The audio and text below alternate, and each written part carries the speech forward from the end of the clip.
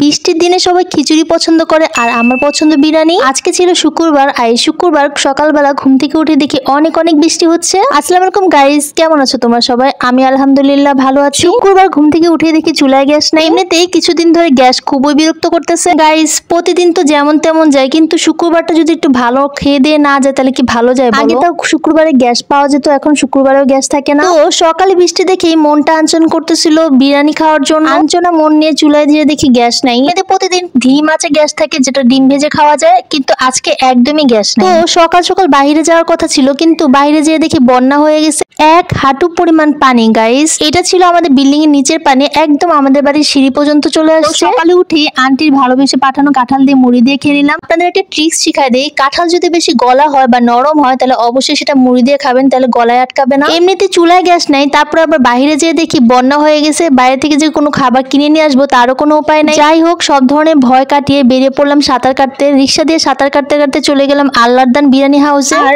আমাদের বড়শ্রীতে সবচেয়ে জনপ্রিয় বিরিয়ানি কিন্তু এখানেই পাওয়া যায়। বিরিয়ানি হাউসে খুব কম টাকার মধ্যেই উন্নত মানের বিরিয়ানি পেয়ে যাবে। আগে এই বিরিয়ানি হাউসটা কিন্তু খুবই ছোট ছিল, কোনো বসার জায়গা ছিল না, আর এখন এখানে কিন্তু মানুষ বসেও বিরিয়ানি খেতে পারবে। আমি কিন্তু বিরিয়ানি লাভার্স, তো আমি সবসময় ভালো ভালো ব্র্যান্ডের বিরিয়ানি ট্রাই করে দেখি কোনটা বিরিয়ানি সবচেয়ে বেস্ট। তো তোমরা যারা বনশ্রীতে থাকো তাদেরকে আমি একটা কথাই বলবো, তোমরা অবশ্যই একবার হলেও আল্লাহদান বিরিয়ানি থেকে বিরিয়ানি খেয়ে দেখবে। এই বিরিয়ানি হাউসে কিন্তু তেহারি, কাচ্চি, মোরগ পোলাও, গরুর চাপ, বোরহানি সবই পাওয়া যায়। আমার কাছে কিন্তু ওদের তেহারিটা সবচেয়ে বেস্ট মনে হয়েছে। তারপর সেকেন্ডে বলবো তাদের মোরগ পোলাওটা খুবই ভালো লেগেছে। আর হাফ প্লেট তেহারি প্রাইস ছিল 120 টাকা আর মোরগ পোলাও প্রাইস ছিল হচ্ছে 150 টাকা। যেখানে অন্য হোটেলগুলোতে 70-80 টাকা নিচে বোরহানি পাওয়া যায় না, সেখানে ওদের ওখানে বোরহানির প্রাইস মাত্র 35 টাকা থেকে শুরু ছিল। আর বাসায় আনার পরে তেহারিটা লুকস ছিল জাস্ট দেখো তোমরা, এত এত বিফ ছিল যে আমি মুগ্ধ হয়ে গেছি দেখে। আর এই গোসে ভরা বিরিয়ানি যখন আমি মুখে দিচ্ছিলাম মনে হচ্ছিল আমি একটা অমৃত খাবার খাচ্ছি। এখানে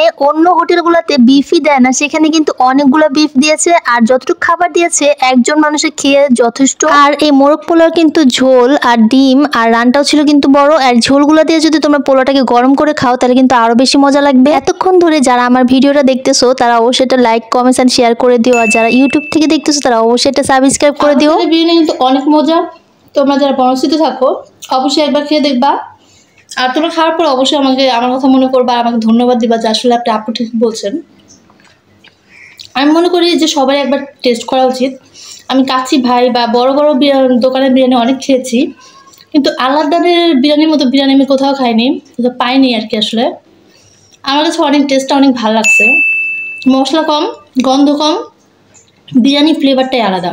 তো আমি বলবো যে তোমরা সবাই একবার হলেও খেয়ে দেখবা। আর থ্যাংকস ফর ওয়াচিং, আমার ভিডিওটা এত কষ্ট করে দেখার জন্য। আর যারা ইউটিউব থেকে দেখতেছো তারা অবশ্যই এটা সাবস্ক্রাইব করে দিও। আর কি বলবো, থ্যাংক ইউ।